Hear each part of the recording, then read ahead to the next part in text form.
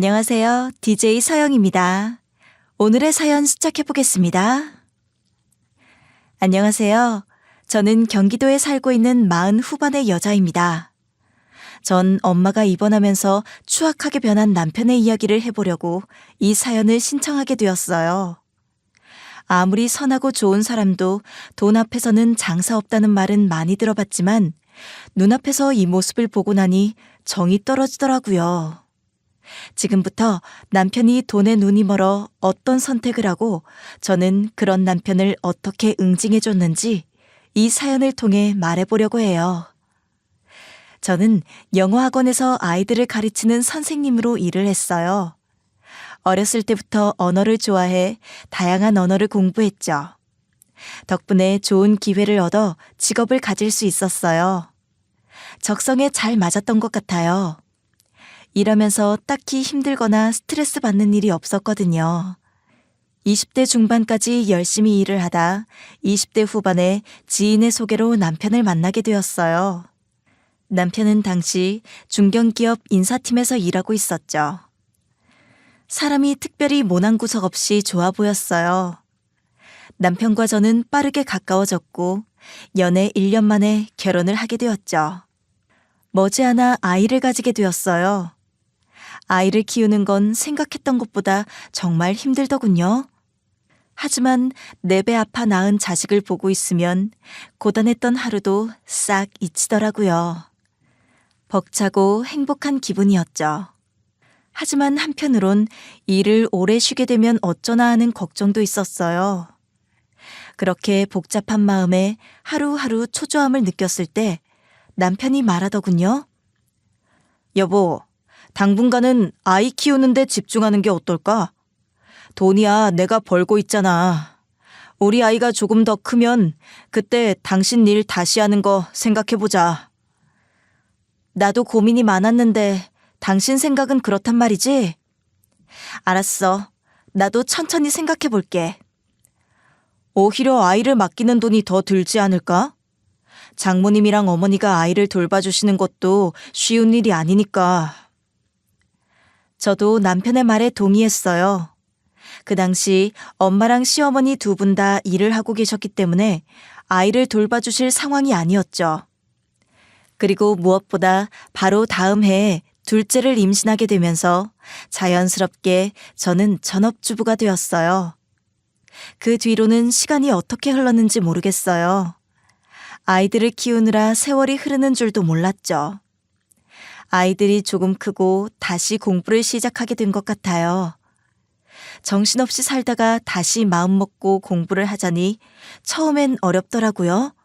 하지만 영어 공부는 좋아했던 일이라 금방 다시 감을 찾을 수 있었죠. 큰 학원은 아니지만 작은 학원에서 다시 영어 선생님으로 일을 하게 되었죠. 그렇게 학원 일과 집안일을 병행하는 도중 충격적인 일이 생겼어요. 그쯤 아버지와 어머니가 두 분 다 공무원으로 일하시다 정년 퇴직하신 무렵이었어요. 아버지는 은퇴 후 등산하는 걸 좋아하셨죠. 원래도 여기저기 돌아다니는 걸 좋아하셔서 아버지가 말없이 사라진다고 해도 걱정 없었죠. 그런데 어느 날 병원에서 전화가 왔어요. 아버지가 평소처럼 등산하다 뇌졸중으로 쓰러져 응급실에 누워있다는 소식을 들었죠. 저는 정신없이 아버지가 계신 병원으로 갔어요. 아이고 경희야, 이를 어쩐다니. 네 아버지가 의식이 없대. 오늘 아침까지만 해도 멀쩡히 두 발로 나간 인간이 왜 여기에 누워있다니? 엄마, 걱정하지 마. 아버지 일어나실 거야. 괜찮아. 아유, 이게 무슨 날벼락이야. 이게 꿈이 아니니? 경희야, 지금 이게 꿈이 아니야? 엄마는 아버지의 모습에 큰 충격을 받으셨어요. 그건 저도 마찬가지였죠. 아버지를 이렇게 보낼 줄은 꿈에도 몰랐거든요. 아버지는 병원에서 며칠을 버티지 못하고 그대로 돌아가셨어요. 그 후 저는 오랫동안 불면증에 시달렸죠. 인간이 이렇게 쉽게 죽을 수도 있다는 것을 뼈저리게 느끼게 됐어요. 그때부터 건강에 대한 집착이 심해지더군요. 이제 엄마도 혼자 계시니 걱정이 될 수밖에 없었죠. 제가 외동이라 저밖에 엄마를 돌볼 사람이 없다 보니 더 마음이 무거웠던 것 같아요. 아버지가 돌아가신 이후에도 시간은 빠르게 흐르더군요. 아이들은 둘 다 고등학생이 되었죠. 평소에 아들들을 끔찍하게 아끼는 분이셔서 아이들이 크는 모습을 볼수록 아버지가 생각났어요. 하지만 아들들은 이런 제 마음을 모르는지 점점 저와 말을 하는 횟수를 줄이더군요. 아이들이 예민한 성격이라 더 그랬던 것 같아요. 고등학생이 되고 공부에 대한 스트레스 때문인지 더욱 예민하게 굴더군요. 그럴 땐 정말 제 아들이지만 누굴 닮아서 저러는지 답답할 지경이었죠. 특히 큰아들은 공부에 대한 욕심이 대단했어요. 잠을 줄여가면서 공부를 하는 스타일이었죠. 그 성질을 다 받아주는 건 집에서 저밖에 없었어요. 남편은 회사 일로 바쁘다며 집에 늦게 들어오는 일이 빈번했고 작은 아들도 연년생이다 보니 예민할 때 같이 예민한 나이일 수밖에 없더군요. 집엔 점점 웃음소리가 사라졌어요. 정막만 가득했죠. 어쩌다 한번 아이들과 대화를 해보려고 시도하면 처음엔 잘 말하다가 어느 순간 입을 꾹 닫고 방문을 닫아버리더군요.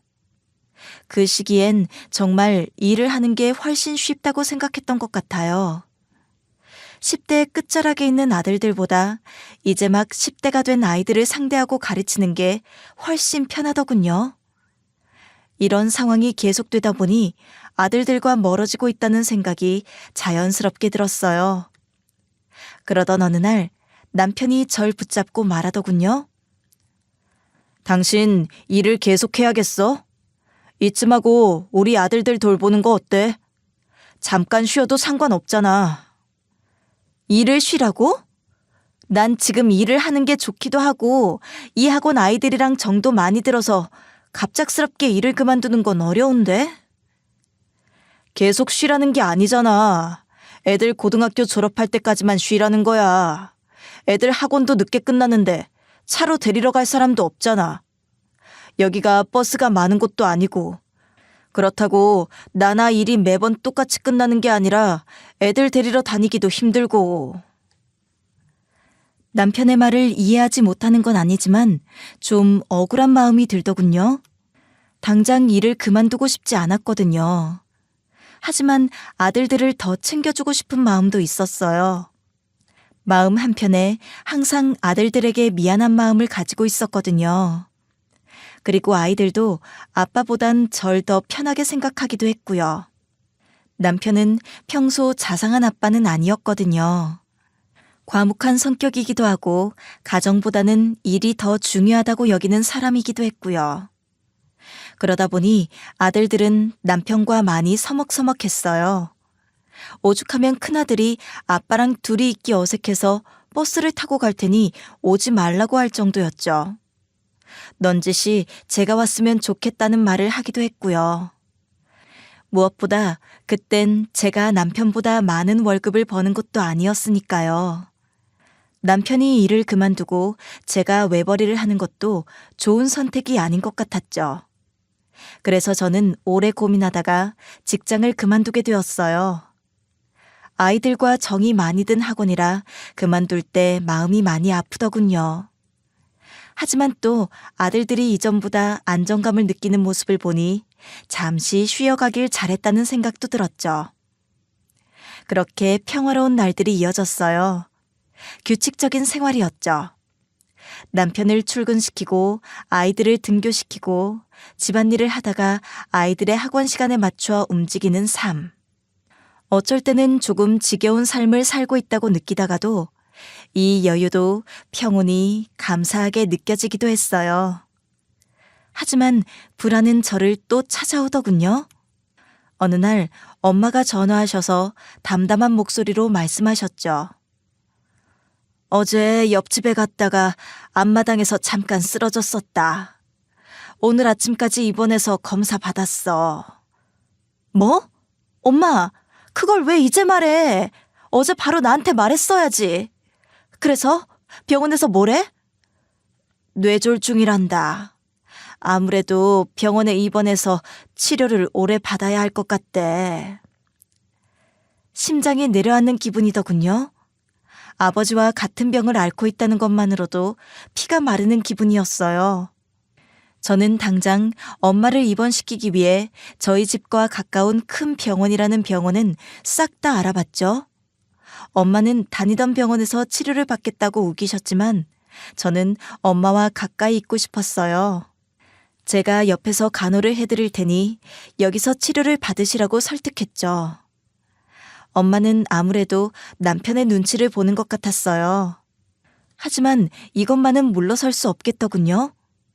아버지를 잃고 엄마마저 잃을 순 없었어요. 저는 결국 집과 가까운 큰 대학병원에 엄마를 입원시켰어요. 남편에게 이 사실을 말하니 썩 달갑지 않은 표정을 짓더군요. 장모님은 꼭 여기서 치료를 받아야 하는 거야? 당신은 아이들한테 집중할 수 있겠어?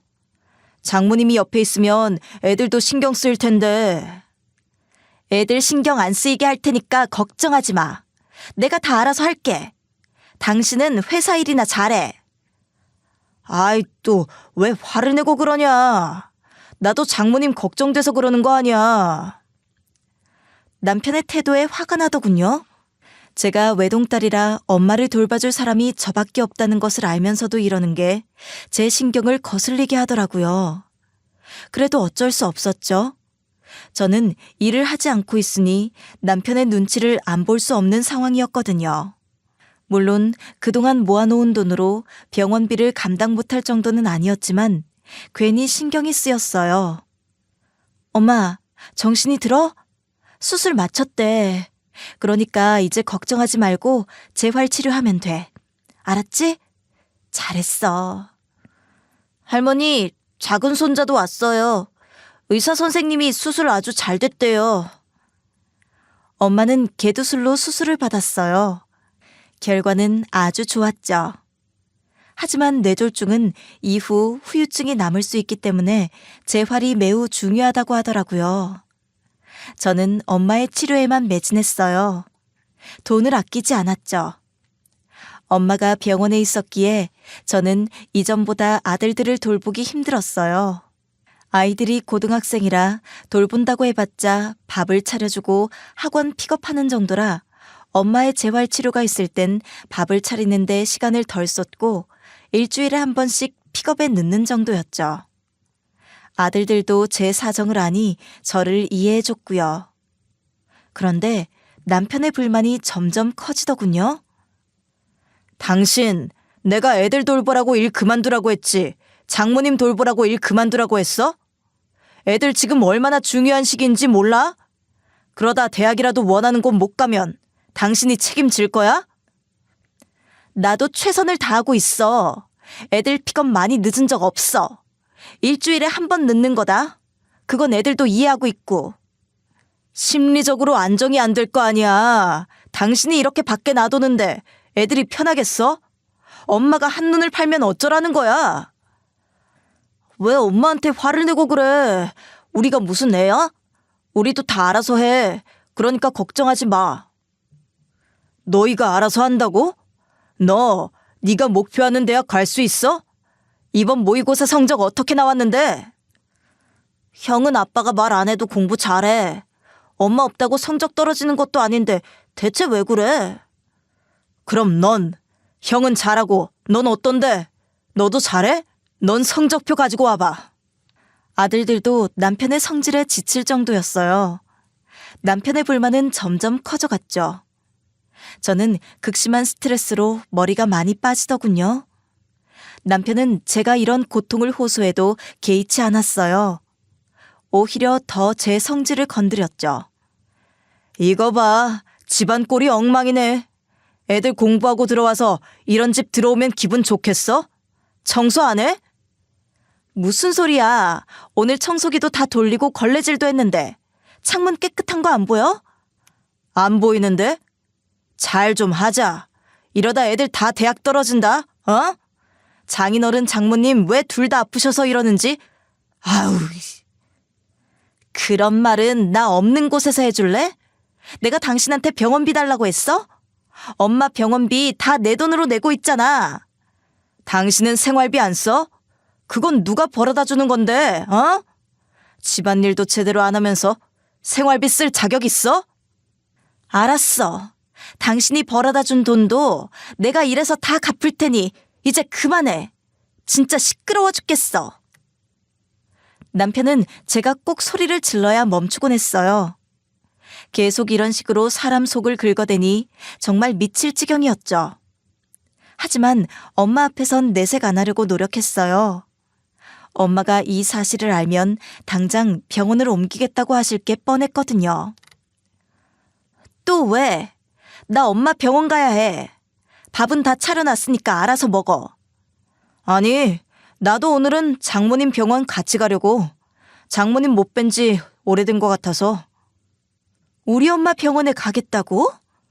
당신이 웬일이야? 주말에도 바쁘다고 하루 종일 밖에 있던 사람이? 남편이 순순히 병원에 함께 가겠다고 제 뒤를 따르더군요. 무슨 바람이 불어서 저러나 싶었죠. 아니나 다를까 남편이 저를 따라 병원에 온 이유가 있더라고요. 남편은 엄마를 잠깐 봐놓고 병실 밖으로 나서더군요.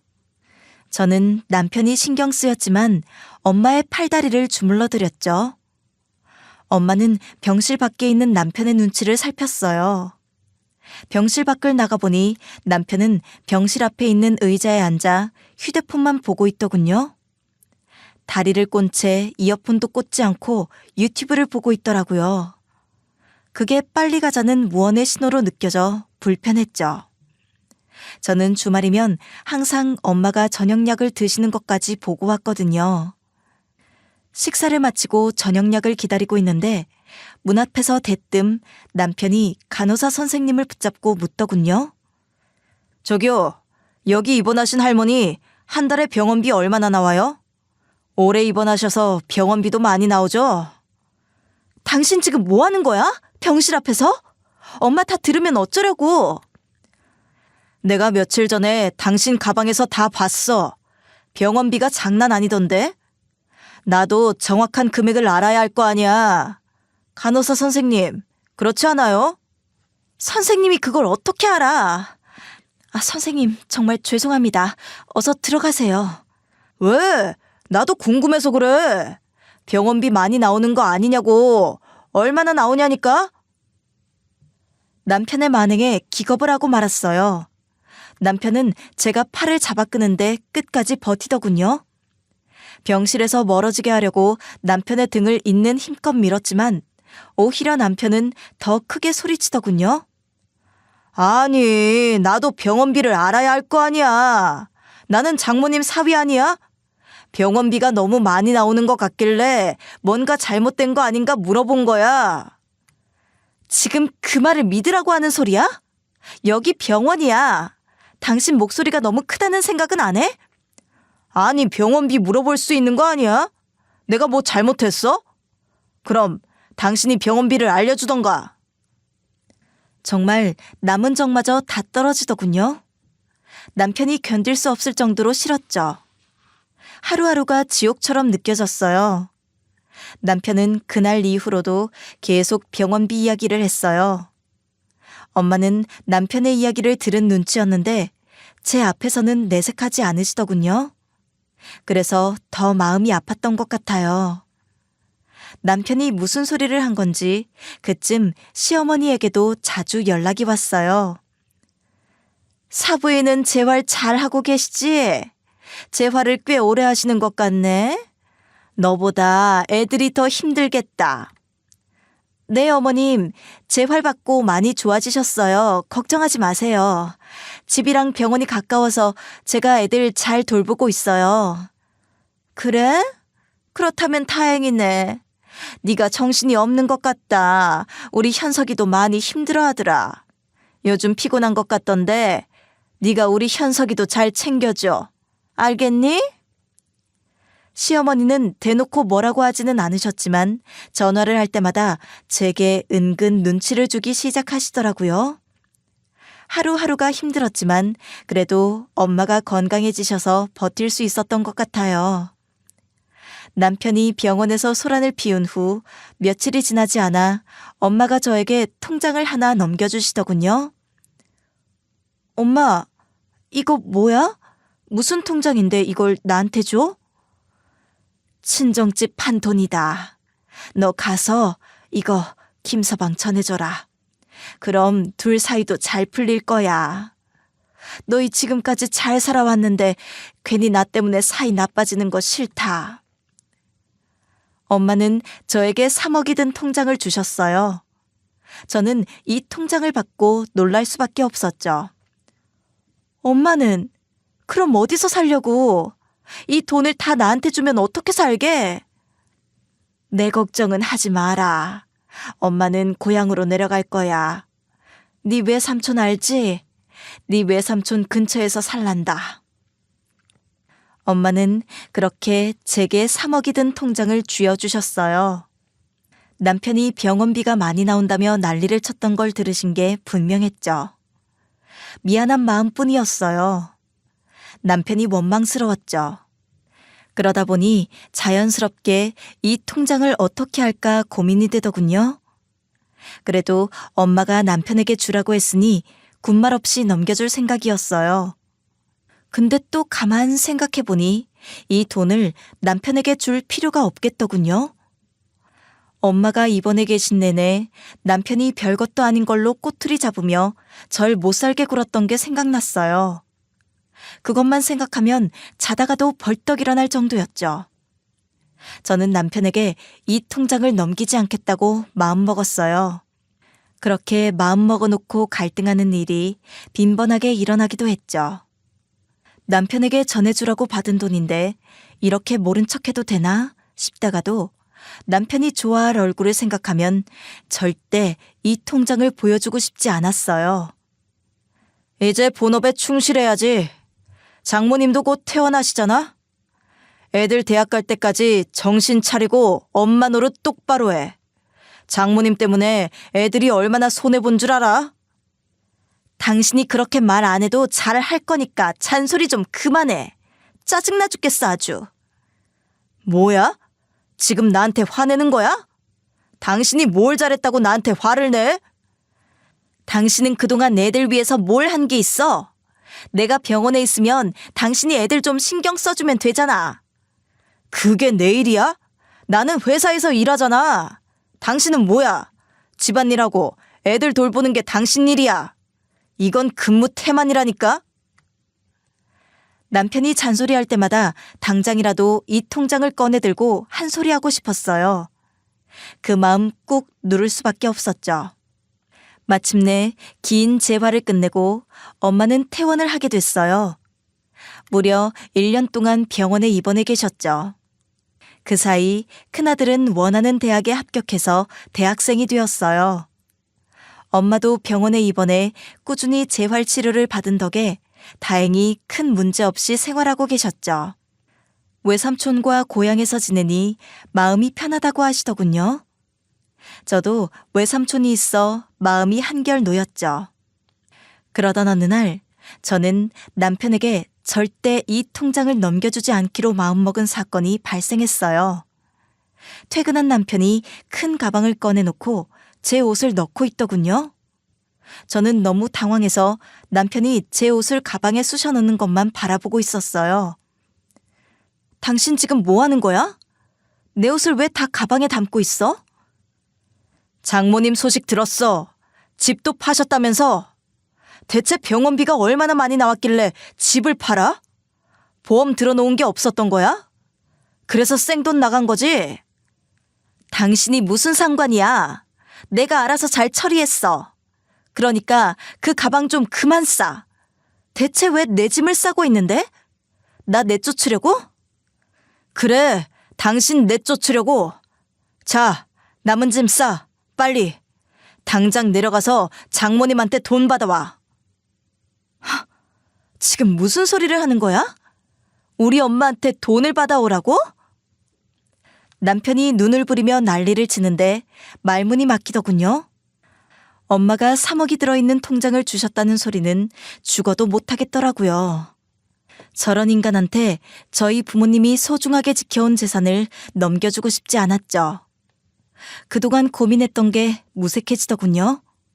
절대 이 인간에게 이 통장을 넘기지 않겠다고 마음속으로 다짐했어요. 당신이 병원비 지원한 만큼 장모님한테 돈 다 받아와.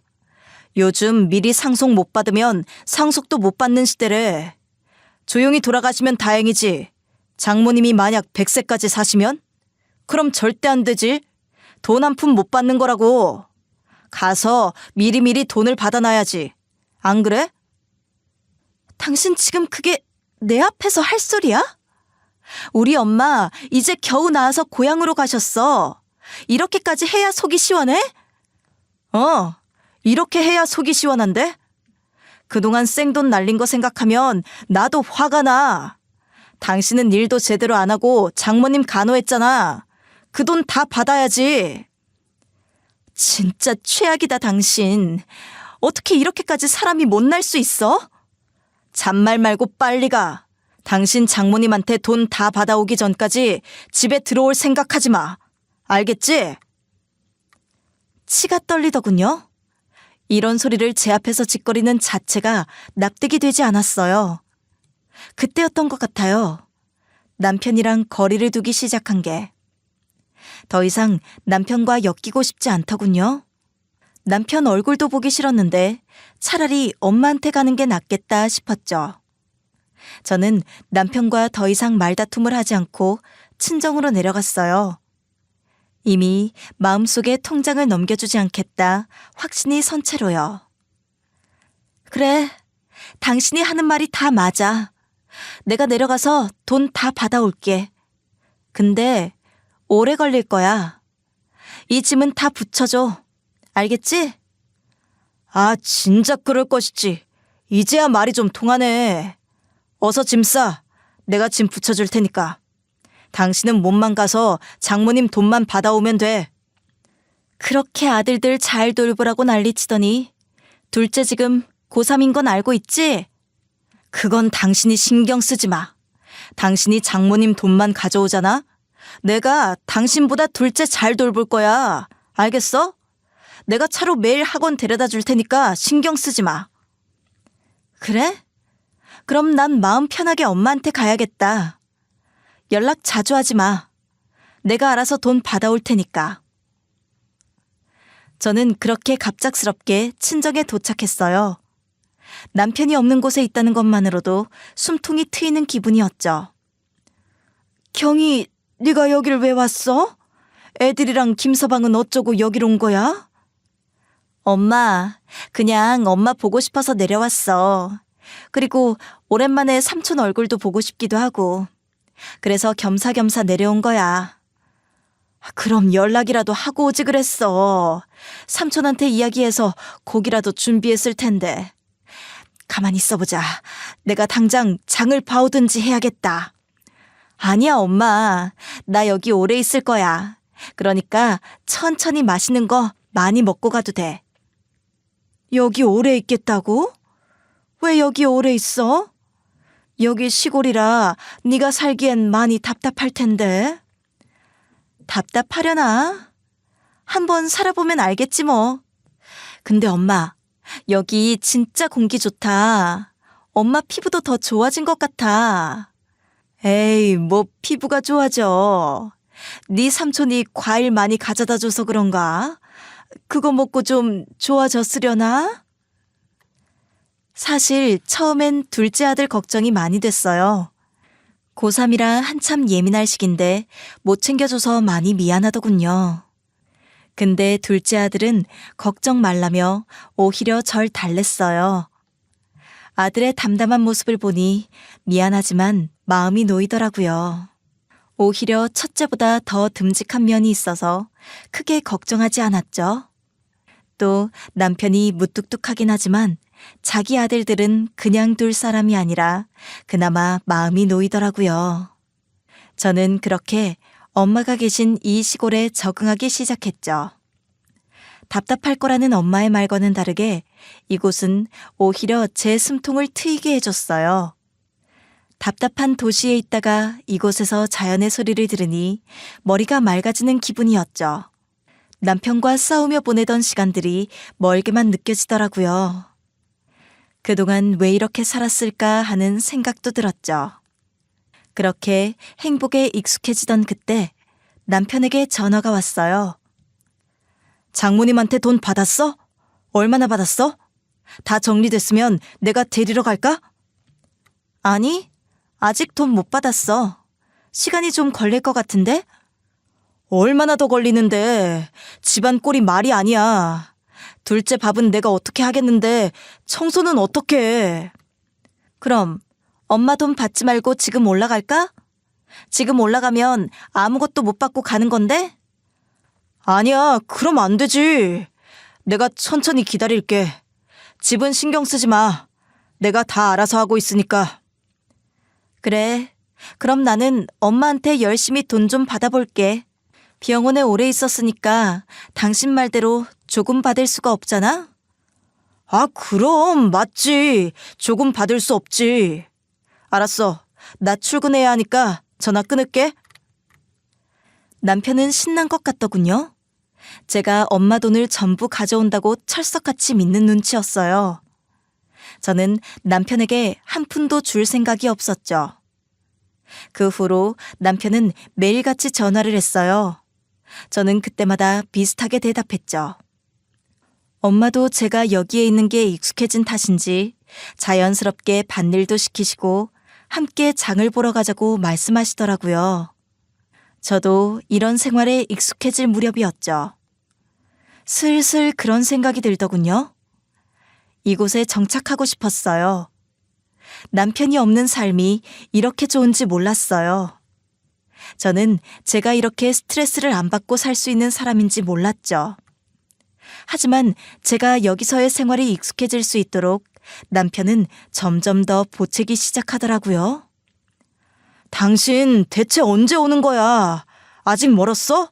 장모님이 돈을 안 주시는 건 아니지? 이제 슬슬 돈을 받고 돌아와야 하는 거 아니야? 엄마 재산이 얼마나 있는지 파악 중이야. 많이 가져오라며. 엄마 재산을 다 파악해야 많이 들고 갈 수 있을 거 아니야. 아, 그리고 내 옷장에 있는 옷 좀 다 보내줘. 뭐? 옷을 더 보내달라고? 대체 얼마나 오래 있으려고 옷을 다 보내달래? 아무래도 여기 더 있어야 할 것 같아.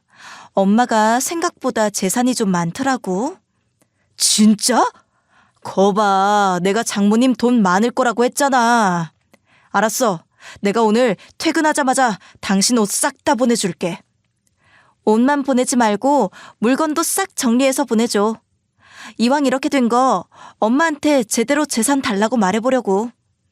아, 진짜? 와, 잘 생각했다. 나 사실 당신이 돈 안 받아오면 어쩌나 걱정 많이 했는데 다행이다 정말. 그럼 간병인 생활도 오래 했는데 돈 다 받아가야지. 걱정하지 말고 오늘 안으로 내 짐 다 보내줘. 알았지? 그래, 알았어. 걱정하지 마. 내가 오늘 싹 정리해서 당신 물건이랑 옷 다 보내줄게. 남편은 아무것도 모른 채 제 물건을 보내준다고 하더군요. 저는 남편이 보내준 제 옷과 물건들을 한쪽에 잘 정리해 두었어요. 남편은 제 짐을 다 보내준 이후로 저를 완전히 믿는 눈치였죠. 전화도 더 이상 하지 않더군요. 그 사이 둘째 아들의 대학 최종 합격 소식을 들었어요. 곁에 있어주지 못한 게 미안했지만 아들이 혼자서도 잘 해낸 걸 보니 마음이 벅차더라고요. 남편도 두 아들이 전부 원하는 대학에 붙자 엄청 자랑하고 다녔어요. 모든 친척들에게 이 소식을 전했더라고요. 시댁 식구들도 저에게 축하 인사를 보내곤 했죠. 그렇게 보름이 지나고 저는 남편과 결판을 짓기 위해 시골을 떠나 다시 경기도로 올라가야 했어요. 남편에겐 둘째 학교에서 만나자고 말해두었죠. 당신 드디어 올라오는 거야? 그래서 장모님 돈은 잘 받았어? 잘 받았어.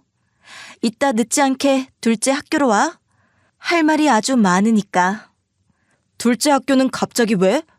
뭐하러 학교에서 만나? 집에서 만나면 되잖아. 오늘 둘째 졸업식인 거 잊었어? 무조건 학교에서 봐. 아, 맞다. 그새 까먹었네. 그냥 당신이랑 첫째만 졸업식 참석하면 안 돼? 나 이따가 나가기 힘들 것 같은데. 아니, 꼭 와. 내가 엄마한테 뭘 받아왔는지 궁금하지 않아? 애들 앞에서 다 말해주려고 했는데. 남편은 그제야 알겠다고 하더군요. 저는 제 옷장에서 가장 예쁘고 비싼 옷을 입고 둘째 학교로 향했어요. 남편은 갑자기 제가 화려한 모습으로 나타나니 놀라더라고요. 저는 오랜만에 본 아들들과 반갑게 인사를 나누고 학교 곳곳을 누비며 사진을 찍었어요. 남편은 그 와중에도 제 옆에 딱 달라붙어 대체 얼마를 받아왔냐고 계속 묻더군요. 저는 남편의 물음은 싹 무시하고 아들들과 즐거운 시간을 보냈어요. 남편은 저희 모자를 찍어주느라 정신이 없었죠. 남편은 툴툴거리며 계속 사진을 찍어줬어요. 아들들이 계속 저랑만 사진을 찍어서 결국 남편은 제대로 된 사진 한 장 못 건졌죠. 남편은 누가 봐도 성질이 난 표정으로 식당으로 향했어요. 저희는 비싼 고깃집에 도착했죠. 여기 엄청 비싸 보이는데? 돈이 어디 있어서 여길 왔어? 당신한테 내라고 안 할 테니 걱정하지 마. 내가 낼게. 아들, 이건 엄마가 사는 거니까 많이 먹어. 대체 장모님한테 얼마를 받아왔길래 올라오자마자 이렇게 비싼 고기를 사? 당신 정말 제대로 다 받아왔구나. 남편은 신이 난 얼굴로 고기를 먹었어요. 저는 남편이 신나게 고기를 먹는 모습을 지켜보며 몰래 웃었죠. 식사를 다 마치고 저는 남편에게 말했어요. 내가 오늘 여기서 당신을 보자고 한 건 더 이상 그 집으로 돌아가지 않겠다는 말을 해주기 위해서야. 갑자기 그게 무슨 소리야? 집으로 돌아가지 않겠다니. 그럼 어딜 가겠다는 건데? 나는 엄마가 있는 친정으로 돌아갈 거야. 당신이 옷이랑 물건 다 보내줬잖아. 뭐? 당신이 장모님 댁으로 가면 난 어떡하라고. 나한텐 상의도 없이 이런 결정을 내리면 어떡해. 당신이랑 상의할 필요가 없어서 상의 안 했어. 나 당신이랑 이혼할 거거든. 뭐? 나랑 이혼을 하겠다고? 지금 당신 이혼하자고 한 거야? 너희들도 이제 다 커서 졸업했으니까 엄마는 할 일 다 한 것 같아. 엄마는 아빠랑 이혼할 거야. 남편은 당황해서 말을 못 하더군요. 아들들은 예상했던 건지 담담하게 저의 선택을 받아들여 주었어요. 이 자리에서 놀란 건 남편뿐이었죠. 남편은 한참을 굳은 채로 있었어요. 그러더니 이내 비웃더군요. 당신이 무슨 돈이 있어서 이혼을 해? 이혼은 뭐 아무나 하는 줄 알아? 그것도 돈이 있어야 이혼을 하는 거야. 걱정하지 마. 돈 있으니까. 당신이랑 이혼하는 거 문제 없어. 저는 엄마가 준 통장을 꺼내 보여주었어요. 남편의 얼굴이 하얗게 질리더군요. 남편은 믿을 수 없다는 듯 통장에 찍힌 돈을 세기 시작했어요. 그러더니 급하게 고개를 들고 소리치더군요. 3억? 이 돈이 다 뭐야? 이 돈 정말 다 당신 돈이야? 이걸 언제 모았던 거야? 설마 이거 장모님이 준 돈이야? 난 이걸로 친정에 내려가 살 거야. 그리고 그곳에서 외삼촌이 운영하는 과일 가게 일을 도와서 일할 거야. 그리고 작은 영어 학원을 차릴 거고. 이미 건물 계약도 다 해놨어. 그러니까 당신 걱정이나 해. 내 걱정은 하지 말고. 알겠어? 아, 잠깐만 여보. 갑자기 왜 그래? 이러지 말고 다시 천천히 생각해보자. 나한테 화난 게 있는 거야? 그걸 말이라고 해? 당신한테 이미 오래전에 정 떨어졌어. 당신이랑 나 결혼 생활도 20년 넘게 했으니 재산분할 깔끔하게 하자. 갑자기 이러는 게 어디 있어. 그것도 이렇게 기분 좋은 날에. 기분 좋으니까 이 정도로 끝내는 거야. 난 당신이랑 더 살고 싶지 않으니까 조용히 이혼하는 게 좋을 거야. 난 인정 못해. 너희들도 엄마 좀 말려봐. 이렇게 엄마 아빠 이혼하는 거 보고만 있을 거야? 남편은 최후의 수단처럼 아들들에게 도움을 요청하더군요. 아들들은 아무 말 없이 저희를 바라보았어요. 무슨 말을 해? 난 엄마 의견 존중해. 내가 뭐라고 엄마가 이혼하겠다는데 반대를 해? 나도 반대할 생각 없어. 난 엄마가 행복하면 이혼해도 된다고 생각하는데? 솔직히 아빠만 이혼 생각 못했던 것 같은데? 우리는 언젠가 엄마가 이런 선택을 할 것 같았어. 아빠가 그동안 엄마를 얼마나 힘들게 했는데. 남편은 아들들의 말에 경악했어요. 믿었던 도끼에 발등이라도 찍힌 얼굴을 하더군요. 남편은 바락 소리를 질렀어요. 이혼을 말릴 생각을 해야지 무슨 이혼을 찬성해? 이제 와서 이혼을 하면 뭐해? 이미 20년을 살아놓고 이혼을 하겠다고? 뭐가 이렇게 쉽냐고? 20년이나 살았으니까 하루라도 빨리 이혼을 하려고 하는 거야. 나는 정리 다 끝냈으니까 버텨봤자 소용없어. 저는 당당하게 남편에게 이혼 통보를 하고 고깃집을 나왔어요. 속이 다 시원하더라고요. 그 이후 전 남편에게 이야기했던 대로 이혼 소송에 들어갔어요. 남편은 그제야 상황 파악이 된 건지 저에게 빌기 시작하더군요. 여보, 내가 그동안 서운하게 했다면 미안해. 내가 잘못했어. 아니, 우리 결혼 20년 차인데 어떻게 이렇게 쉽게 이혼을 해. 제발 이러지 마라, 응? 난 지금이라도 정신을 차려서 다행이라고 생각하는데? 조금 더 빨리 당신이랑 이혼을 했어야 했는데 애들 때문에 지금까지 살아준 거야. 알겠어? 아니, 여보. 내가 잘못했어. 새 사람으로 다시 태어날게. 나 한 번만 봐줘. 응? 제발 한 번만 나 좀 살려줘. 나는 봐줄 생각이 없어. 당신이 아무리 빌어도 내 마음은 변하지 않으니까 괜히 힘 빼지 마. 이혼은 진짜 아니잖아. 지금 와서 어떻게 이혼을 해. 이혼만은 진짜 안 돼. 저는 남편의 애원에도 그대로 이혼 소송에 들어갔어요. 그 후 다시 친정으로 내려갔죠. 이제야 엄마에게 남편과 이혼을 했다는 사실을 털어놓았어요. 엄마는 놀란 듯 저를 바라보시더라고요. 결국 김서방이 이혼을 하자고 해? 내가 병원에 너무 오래 있었다고? 엄마, 그런 거 아니야. 엄마랑 전혀 상관없는 문제야. 나는 이미 오래전부터 이혼을 생각하고 있었어. 그런 나에게 엄마는 나에게 힘을 줬어. 엄마가 준 돈도 남편 안 줬어. 그대로 있으니까 걱정하지 마. 후회 안 할 자신 있어? 네가 어련히 알아서 결정을 했겠지만 그래도 나중에 후회할 수도 있으니까. 절대 후회 안 해. 나 여기서 엄마랑 행복하게 살 거야. 내 걱정은 하지 마. 그래, 잘 생각했다. 나는 네 걱정은 안 해. 너는 여기서도 잘 살래야. 알았어. 네 뜻이 그렇다면 그런 거지. 엄마는 예상외로 큰 반응 없이 제 의견을 지지해 주셨죠. 저는 엄마가 이혼에 대해 다시 생각해보라고 할 줄 알았거든요. 근데 제 예상과는 다르게 긍정적인 반응이라 마음이 놓였죠. 남편은 끈질기게 전화를 해댔어요. 제가 전화를 안 받자 문자를 하더군요.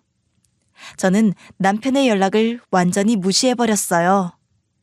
그랬더니 곧 시어머니가 연락을 해오시더군요.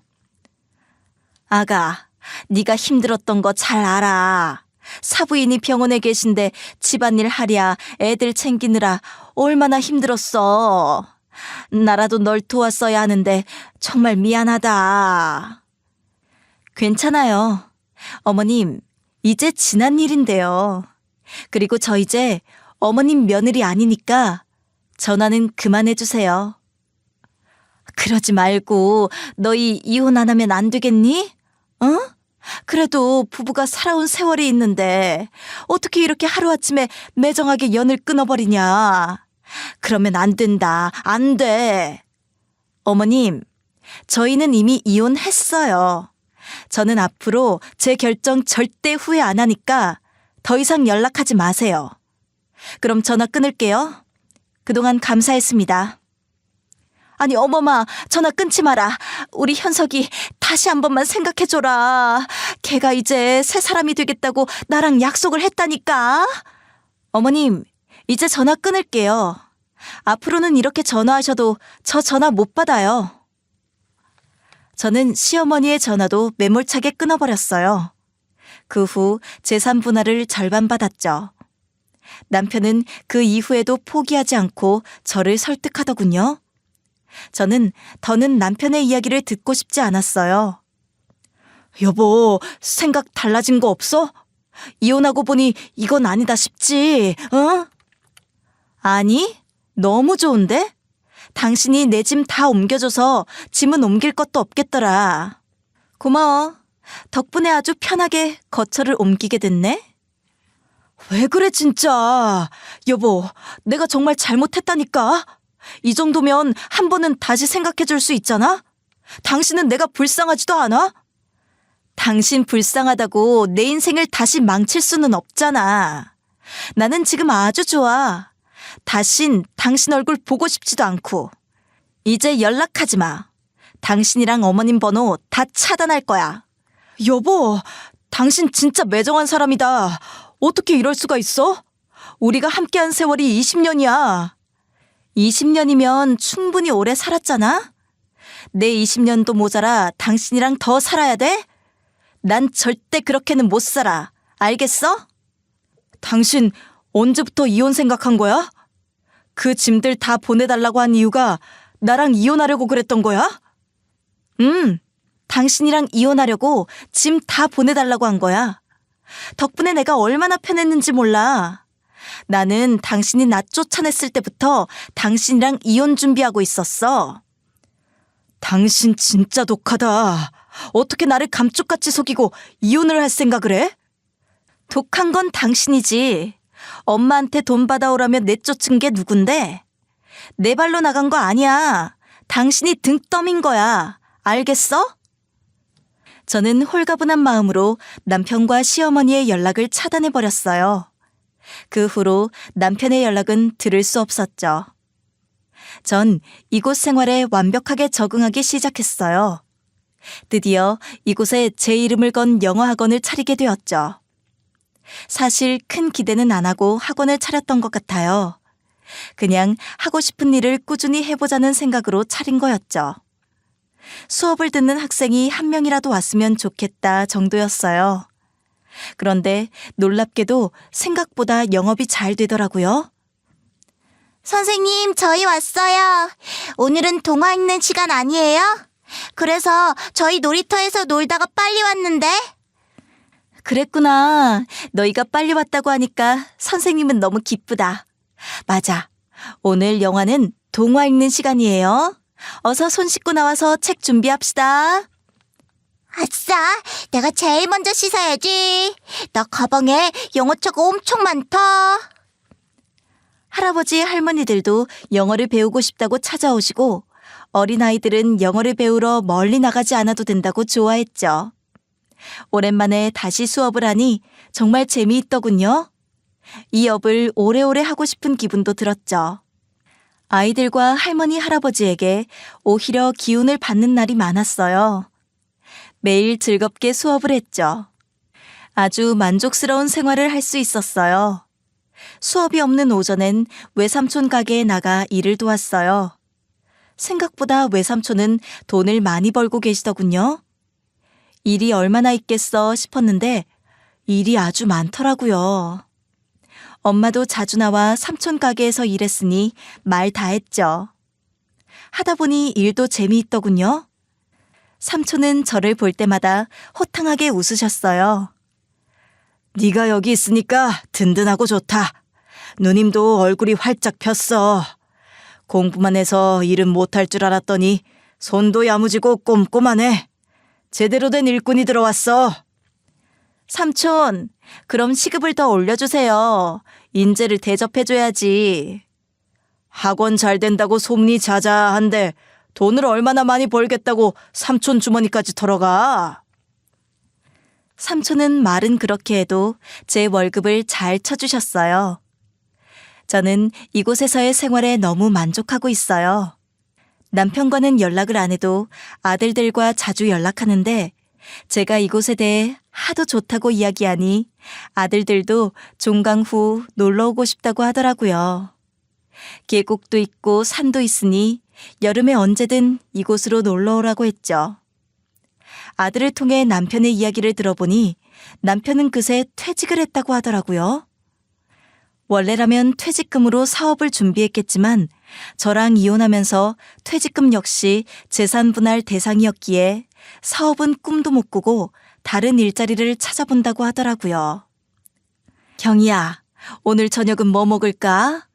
저기 저 앞집에서 소고기를 조금 줬는데 그거 넣고 팔팔 끓여서 소고기 뭇국이나 먹을까? 소고기 뭇국 좋지. 그럼 내가 들어가서 당장 밥을 할게. 그리고 건너편 아줌마가 김치 새로 했다고 맛 좀 보라고 하시길래 그것도 냉장고에 넣어뒀어. 그 집도 손이 커서 또 엄청 많이 줬겠네. 근데 그 집 손맛이 좋아서 김치든 반찬이든 다 맛있긴 해. 맞아. 저번에 엄마가 받아온 오이소박이 진짜 맛있더라. 저는 소소한 하루하루에 감사하며 편안한 마음으로 이곳에 머물고 있어요.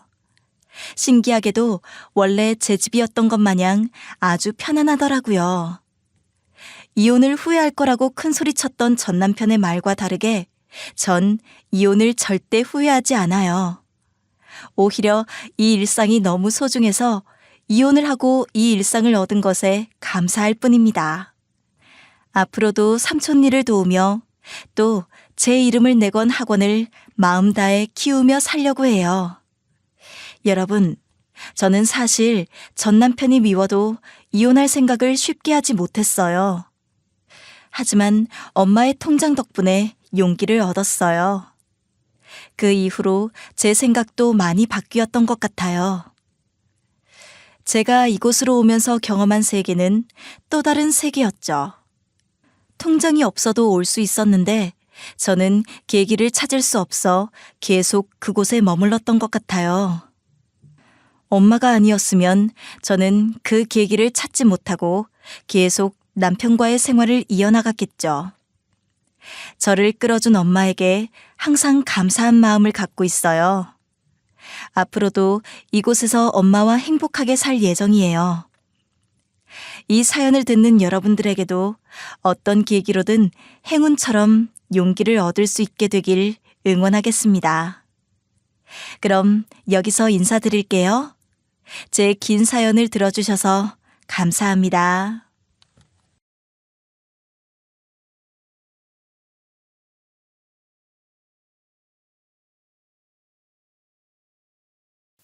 안녕하세요. DJ 로아입니다. 오늘의 사연 시작해 보겠습니다. 안녕하세요.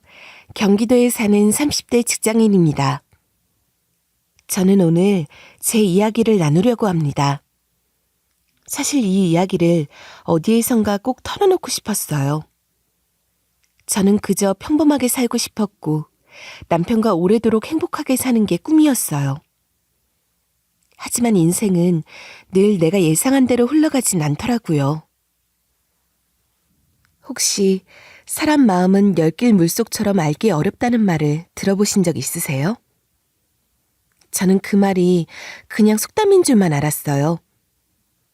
그런데 남편과 함께 살다 보니 그 말이 이렇게 가슴에 와닿을 줄은 몰랐어요. 처음엔 남편이 변한 게 그저 피곤해서 그런 줄 알았어요. 그런데 작은 변화가 점점 커지면서 저는 그 변화가 무엇을 의미하는지 알게 됐죠. 남편은 참 성실하고 절약하는 사람이었어요. 저도 그런 남편을 믿고 살았고요. 그런데 어느 날 남편이 갑자기 돈을 막 쓰기 시작하는 거예요. 처음엔 왜 이렇게 변하지 싶었지만 이제 좀 여유를 가지려나 보다 하고 생각했어요. 하지만 나중에 알게 된 건 그 돈이 다 빚으로 이어졌다는 사실이었어요. 그리고 그 빚이 제가 감당할 수 없을 만큼 커져 있었죠. 사람이 한번 변하면 정말 무섭다는 걸 그때 깨달았어요. 더 큰 문제는 남편이 그 사실을 숨기고 저를 속였다는 거였죠. 이제 나는 어떻게 해야 하나 머릿속이 복잡해졌어요. 평생을 함께하려 했던 사람이 이렇게 나를 속였다는 사실이 너무 아프더라고요. 그래서 큰 결심을 했어요. 제 인생을 지키기 위해서는 남편과 헤어지는 게 맞다고 생각한 거죠. 결혼 생활이 아무리 소중하다고 해도 나 자신을 잃어버리면서까지 지킬 수는 없었어요. 저는 그 결정을 내리기까지 정말 많은 고민을 했어요. 지금도 그때를 떠올리면 마음이 아프지만 그래도 후회는 없어요. 남편과 저는 회사 선배의 소개로 만나게 되었습니다. 저보다 3살 위인 남편은 성실하고 부지런한 남자였어요. 말로만이 아니라 행동을 봐도 그렇게 보였죠. 술, 담배도 안 하고 그 흔한 프랜차이즈 커피도 안 마시고 점심 도시락까지 직접 싸서 먹는 등 알뜰살뜰 돈을 모으는 사람이었어요. 겉모습도 차분한 모범생 이미지였어요. 하얀 얼굴에 은퇴 안경을 쓴 키 크고 마른 사람이었습니다. 안녕하세요. 김수원입니다. 제 이상형이세요. 초면이지만 진지하게 만나보고 싶습니다. 남편의 첫마디가 이렇게 시작되었습니다. 저도 남편이 좋더라고요. 저희는 서로 첫눈에 반하고 말았습니다. 저도 수수하고 얌전하게 생겼다는 말을 많이 듣고 자랐어요. 긴 머리에 조용한 여자가 이상형이라던 남편은 처음 보자마자 결혼하고 싶다고 말할 정도였죠. 제가 조용한 성격은 아니었는데 그날따라 인연이 되려고 그랬는지 남편 말에 경청하고 있었어요. 그때 저축에 관한 이야기를 했거든요. 게다가 사업에 대한 야망도 없다고 했어요. 한 푼, 두 푼 모아서 집적만 하고 살고 싶다고 말했기에 이 남자랑 살면 사업 실패로 인한 고생은 안 하지 않을까 생각했어요. 그래서 묵묵히 듣고만 있었거든요. 왜냐면 저희 유년 시절 아버지가 가족 몰래 주식으로 재산을 탕진해 고생을 많이 했기 때문입니다. 엄마가 늘 돈 때문에 아버지랑 싸우고 울고 괴로워하는 모습을 많이 봤어요. 나름 유복하게 자랐다가 갑자기 집안이 망해버리니 나중에는 먹을 쌀마저 없더라고요. 저는 어른이 되면 한탕주의 같은 생각 말고 한 푼, 두 푼 알뜰하게 모아서 관리해야겠다고 다짐했어요.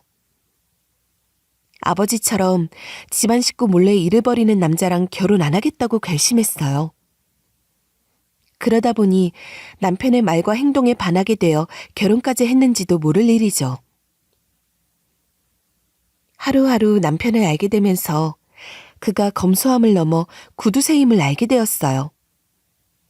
때로는 감당하기 어려울 만큼 돈을 안 쓰는 사람이었어요. 다른 여자 같으면 싫다고 했겠지만 어릴 때 경험 탓인지 저는 매력적으로 느껴졌어요. 남편은 어느 정도 구두쇠냐면 결혼식도 구청 앞마당에서 무료로 진행했고요. 신혼여행도 도보여행을 다녀왔어요. 걸어서 강원도 돌아보기 이런 거 말이에요. 다들 미쳤다고 했지만 저는 나름대로 좋았어요. 해외여행보다는 국내 여행을 선호했거든요. 생애 한 번뿐이라고 돈을 물쓰듯 쓰게 되는데 그걸 줄여서 좋았어요. 함께 걸으면서 많은 이야기를 나누고 왔습니다. 물론 혼수와 예단도 검소하게 했죠. 막상 살아보니 자신에게 투자하는 것보다 예금을 많이 하더라고요. 이런 것들까지 저는 다 좋았어요. 그러니 둘이 찰떡궁합이라는 말을 많이 들었습니다. 지금은 우리가 돈을 모아야 해. 종잣돈 모아서 집도 사야지. 자기야, 우리 회사 열심히 다니자. 갑자기 밥을 먹다가 이런 말을 하더라고요.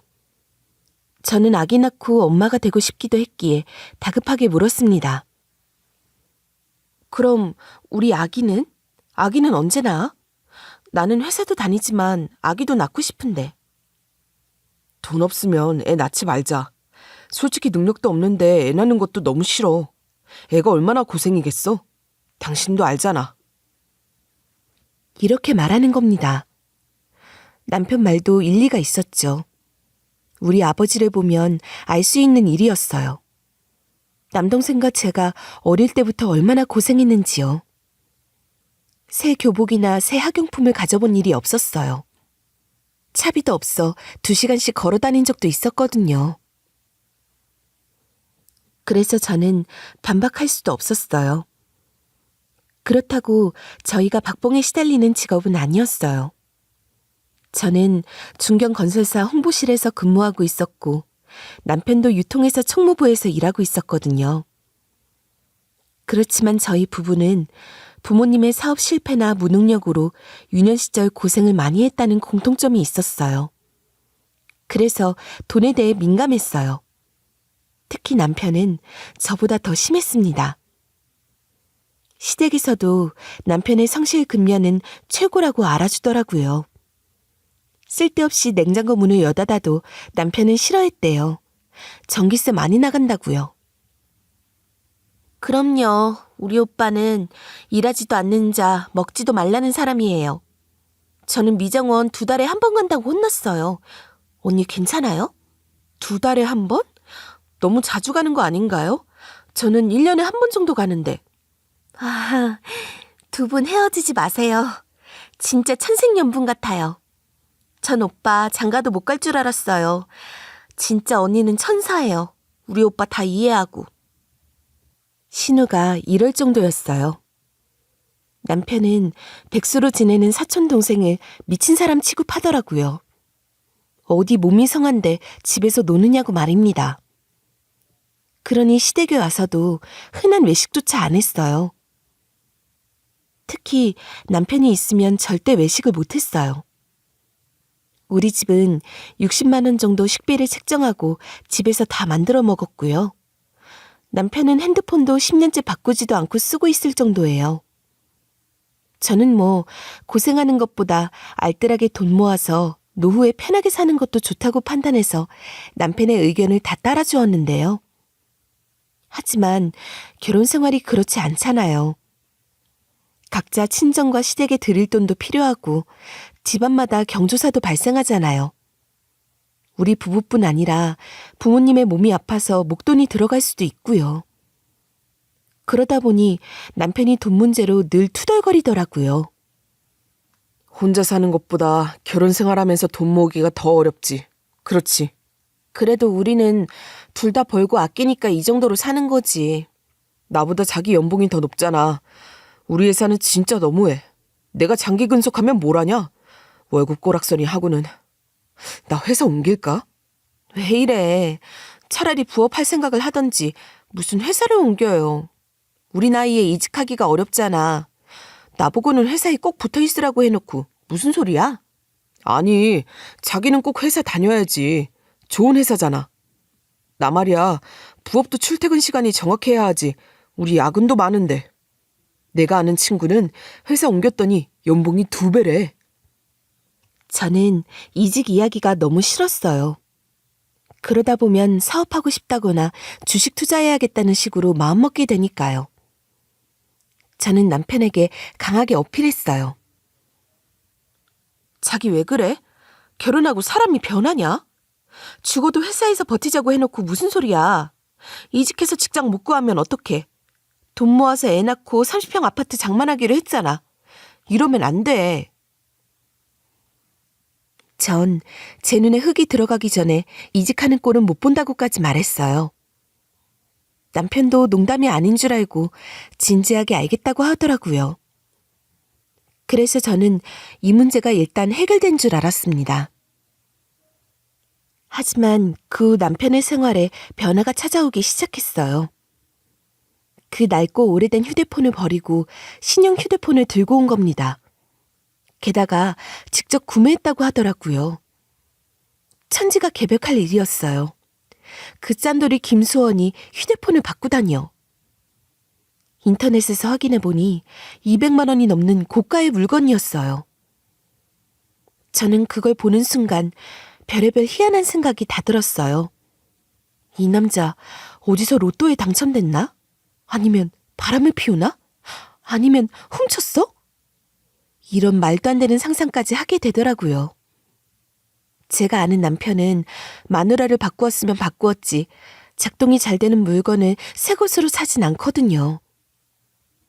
당신 왜 그래? 무슨 일 있어? 이걸 왜 샀어?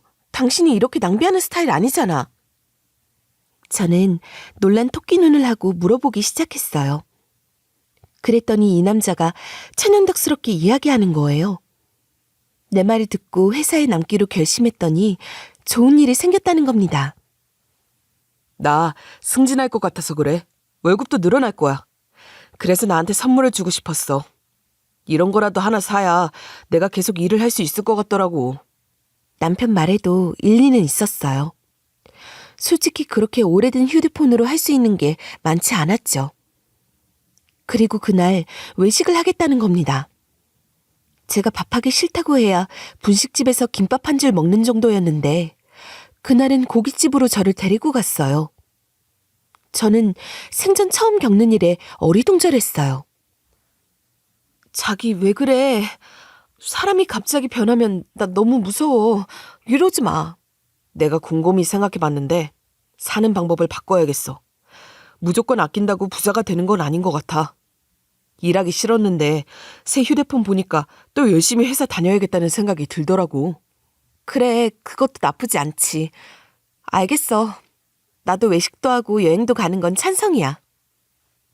저도 절약이나 저축도 좋지만 사람답게 사는 것도 필요하다고 느끼고 있었거든요. 남편은 알겠다고 웃으면서 신혼여행 때 못 간 하와이도 나중에 가보자고 했어요. 그런데 남편의 변화가 거기서 끝난 줄 알았지 뭡니까? 여러분도 아시겠지만 고기도 먹어본 사람이 먹고 돈도 써본 사람이 쓴다고요. 한번 열리기 시작한 지갑이라 그런지 이번에는 차를 사겠다는 거였어요. 뭐? 차를 산다고? 자전거 타고 출근하던 사람이 왜 그래? 역시 돈도 쓸 때는 써야 돼. 무조건 아끼는 게 답은 아니야. 나도 이제 부장이 되는데 품위 유지해야지. 맨날 뚜벅뚜벅 걸어다니는 게 말이 되냐? 남편은 기어이 저를 끌고 자동차 영업소에 갔어요. 고급 차량이 즐비한 외제차 영업소부터 돌아보는데 저는 약간 무서운 생각이 들었어요. 사람이 갑자기 변하면 안 되는 거 아니겠어요? 하지만 자동차를 보고 싱글벙글하는 남편의 모습이 마냥 싫지는 않더라고요. 제 역시 이렇게 양가적 감정이 생기는데 남편도 그런가 봅니다. 생각해보면 남편과 저는 어린 시절 집안이 몰락하면서 알게 모르게 상처를 많이 받았던 것 같아요. 사람이 갖고 싶은 것, 먹고 싶은 것이 없다면 거짓말이잖아요. 돈 없는 상처를 또 받고 싶지 않아서 어른이 되어서 과하게 아끼게 된 거죠. 그런 남편이 나이를 먹더니 외제차를 사겠다고 매장을 기웃거리는데 불쌍하게 느껴졌어요. 게다가 호기롭게 들어갔지만 비싼 외제차 가격에 구매도 못하고 영업소를 빠져나왔죠. 알겠어. 차량도 하나 사자. 어차피 우리 차 필요해. 맨날 자전거 타고 지하철 타고 회사 못 가. 친정이랑 시댁 갈 때도 그렇고 놀러 가려고 해도 차 필요해. 당신 나이면 중형차 하나는 뽑아도 된다니까. 제가 사라고 부추기니 신이 난 남편은 차를 바로 질러버렸어요. 사람이 변하는 것이 정말 한순간이더라고요. 그동안 모아둔 돈도 있었고 앞으로 더 번다고 하니 이 정도는 괜찮지 않을까 싶었어요. 옷도 사고 헤어스타일도 바꾸고 한 번 바꾸면 10년은 쓴다던 안경테도 고급지게 교체했어요. 남편은 얌전한 모범생 스타일에서 세련된 도시 남자로 변해갔죠. 지인들은 남편이 바람 피우는 것이 아니냐고 물었지만 그건 아니었어요. 부부 사이에는 아무 문제가 없었고요. 제가 그렇게 둔감한 여자는 아니거든요. 게다가 이렇게 변한 남편이 집 없이도 아기를 갖자고 할 것 같았어요. 그래서 저도 더 응원하게 된 걸지도 모를 일이죠. 어느 날 남편 책상에는 정원이 있는 으리으리한 저택 사진이 붙어 있더라고요. 이게 내 꿈이야. 돈 많이 벌어서 이런 정원 딸린 집에서 살고 싶어. 우리 열심히 하자. 전 이때 아기를 어필해야겠다는 생각이 들었어요. 이런 집도 좋지만 일단 아기부터 낳으면 어때? 그것도 하나의 비전이 될 수 있어. 아기 낳으면 더 열심히 일할 수도 있고. 아니야. 그건 지금은 때가 아니야. 자기 아직 30대 초반이잖아. 조급하게 생각하지 말자, 아기는. 이렇게 아기는 바로 차단당했죠. 섭섭한 마음이 들었지만 어쩔 수 없었어요. 남편이 때를 기다리자고 하는데 그 마음이 쉽게 가라앉지 않더라고요. 핸드폰, 차, 옷 등은 다 사면서 왜 아기는 못 낳게 하는지 답답한 마음에 선배를 찾아 조언을 얻고자 했어요. 남편과 저를 소개해준 선배한테 말이에요. 남편의 신우랑 같은 교회를 다니다가 저를 소개했다고 했거든요. 선배, 남편이 이상해지긴 했는데 이게 자연스러운 거예요? 갑자기 돈을 막 쓰더라고요. 사람이 이렇게 변할 수가 있나 싶어서요. 네 남편도 이제 구두쇠 벗어날 나이야. 아직 30 중반이지만 곧 40이 되고 회사에서 직급도 높아질 텐데 너무 돈 하는 것도 보기 안 좋잖아. 다행이네. 김수원 씨 구두쇠인 줄 알았는데 돈 쓸 줄 안다니. 그래도 무섭다니까요. 게다가 애는 갖기 싫대요. 그건 또 왜 그런 건데요? 너도 참. 핸드폰이랑 차랑 애가 같냐? 애는 한번 낳아봐. 돈 드는 게 한두 푼이 아니야. 돈만 드냐? 정성이랑 영혼까지 다 갈아 넣어야 하는데. 아휴, 일단 지켜봐. 뭐니 해도 남편이 시댁에 돈 갖다 바치는 사람 아닌 게 어디냐? 번 돈 시댁에 다 갖다 주는 사람도 있다던데. 그렇게 선배가 열을 올리며 말했어요. 100이면 100, 부부싸움은 시댁 용돈 문제로 생긴다고요. 번 돈을 부모님께 드리고 싶은 마음은 이해하지만 저는 그런 건 걱정 안 했어요. 부모님께 돈 드리는 걸 굳이 말릴 필요는 없잖아요. 다만 시댁에서 남편에게 돈만 안 빌리면 된다고 생각했어요. 사업이나 주식 같은 소리가 전 제일 듣기 싫거든요. 그런 건 빌려서 하는 게 아니잖아요. 어떻게 될지도 모르는데 말이에요. 이렇게 선배에게 조언을 듣고 돌아왔는데 사람이 생각하다 보면 걱정이 늘어나기 마련이잖아요. 혹시 남편이 시댁 식구들에게 돈을 빌려주지 않을지 고민이 되더라고요. 사람이 모질지 못하면 돈을 빌려주고 나서 받기 어렵잖아요. 사업 자금으로 빌려주는 건 10중 8구 받기 쉽지 않아요. 사업이 금방 좋아질 리가 없으니까요. 시댁 식구 중에서 남편에게 돈을 달라고 하거나 사업 얘기를 할 사람은 시부밖에 없어 보였죠. 순간 두려워지기 시작했어요. 순진한 남편을 꼬드겨 부동산 투자를 하는 게 아닌가 싶어서요.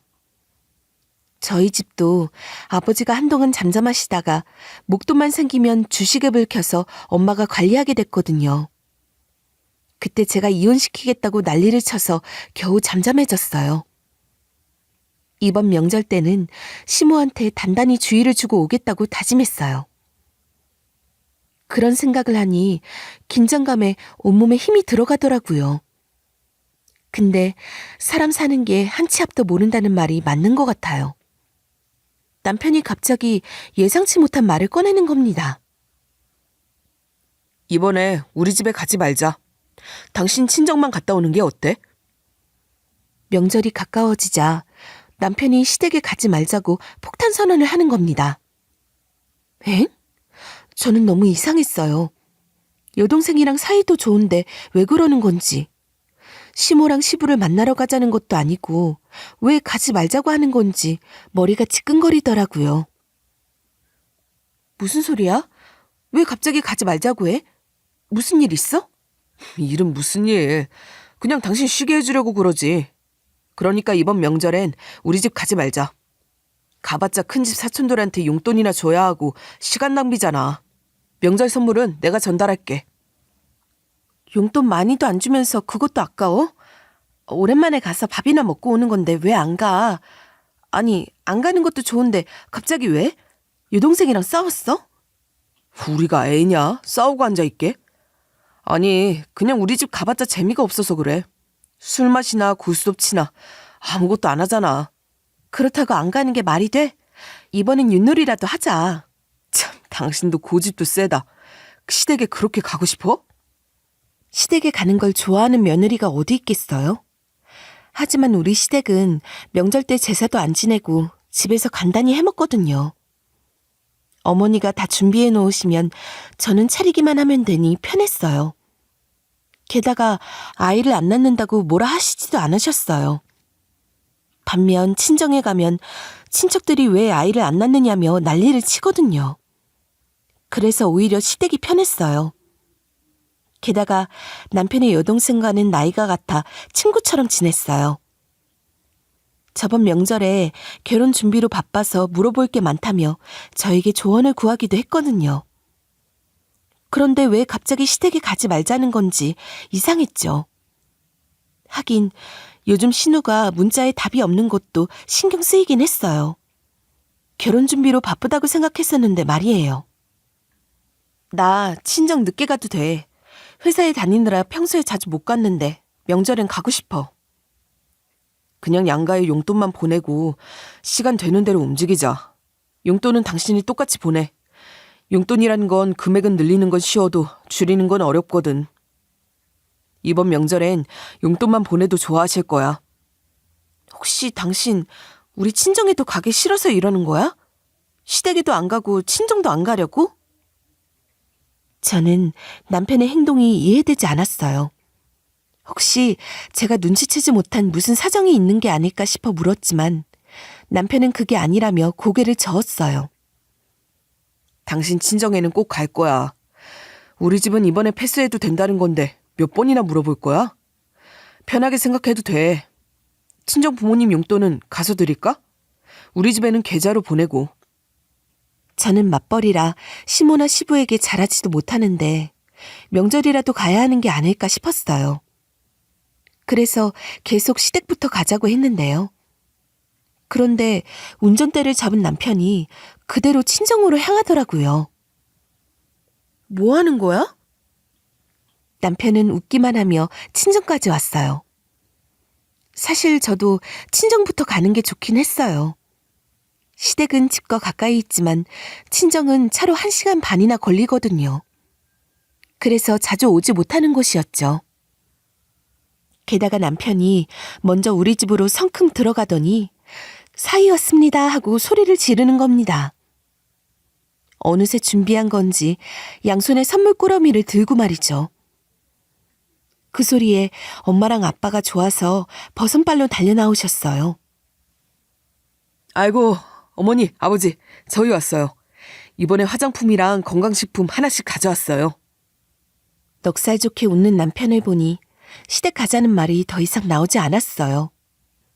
특히 남편을 엄마가 정말 좋아했어요.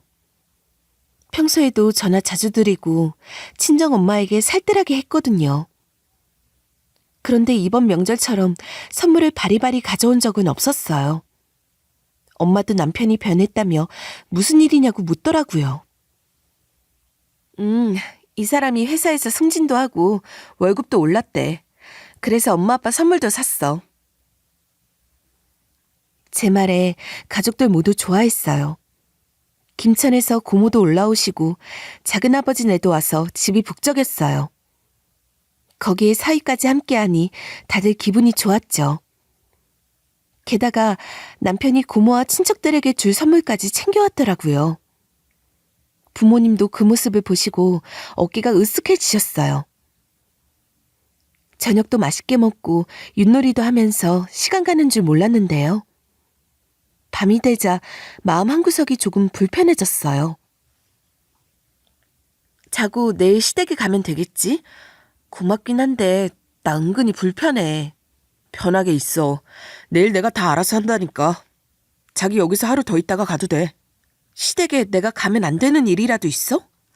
왜 자꾸 못 가게 해? 못 가게 하는 게 아니라 쉬라고 하는 거야. 그렇게 가고 싶어? 엄마한테 가서 일 좀 빡세게 시키라고 해야겠다. 무슨 며느리가 시댁에 그렇게 가고 싶어서 안달이야? 그날 밤 결국 저희는 친정에서 자고 가기로 했어요. 그런데 시댁 이야기만 꺼내면 남편이 손사래를 치더라고요. 그때 아빠가 방문을 두드렸어요. 우리 사위 왔는데 한잔할까? 작은아버지도 기다린다. 남편은 좋다고 나가서 소주를 주고 받더라고요. 시댁에서는 아무도 술을 안 마셔서 남편에게 이런 기회가 없었거든요. 남편은 술을 좋아하는데 시댁 식구들은 모두 교회에 나가시느라 술을 안 드셨죠. 엄마가 그 모습을 보고 조용히 물어보셨어요. 시댁에 무슨 일 있어? 왜 안 갔니? 안 간 게 아니라 못 갔어요. 내일 갈 거니까 걱정하지 마세요. 그래도 사이가 잘하니까 좋죠? 그래, 선물도 주고 우리랑 놀아주니 더할 나위 없지. 그런데 네가 표정이 안 좋으니 엄마 마음이 쓰여. 아니에요.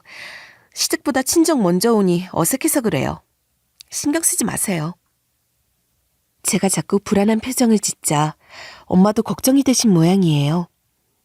남편은 괜찮다고 하는데 저는 뭔가 불안한 생각이 들었어요. 아까 낮에 시누이에게 시댁에 무슨 일이 있는지 물었지만 답이 없었거든요. 시모에게 전화해도 받지 않으셨고요. 그때 시누에게서 전화가 왔어요.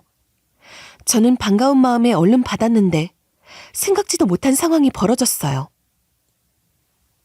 언니, 지금 뭐 해? 목소리 이상하죠? 술 마셨어요.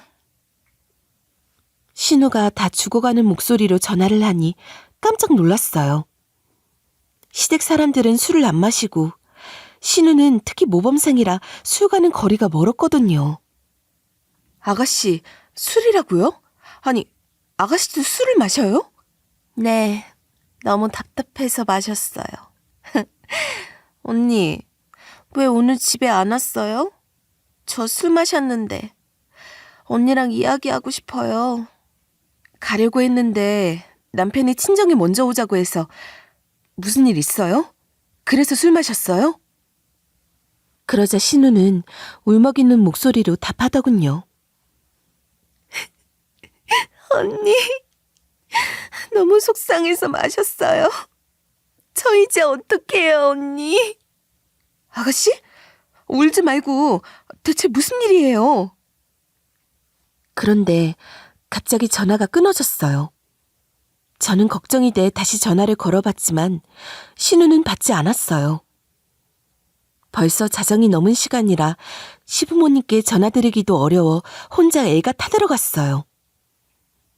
술에 취해 방으로 들어오는 남편에게 신우가 술을 마셨다고 했더니 대수롭지 않게 반응하더라고요. 술도 마실 수 있지. 무슨 교회 다닌다고 술을 절대 안 마셔? 결혼 준비하다 보면 안 좋은 일도 생길 수 있잖아. 신경 쓰지 말고 자자.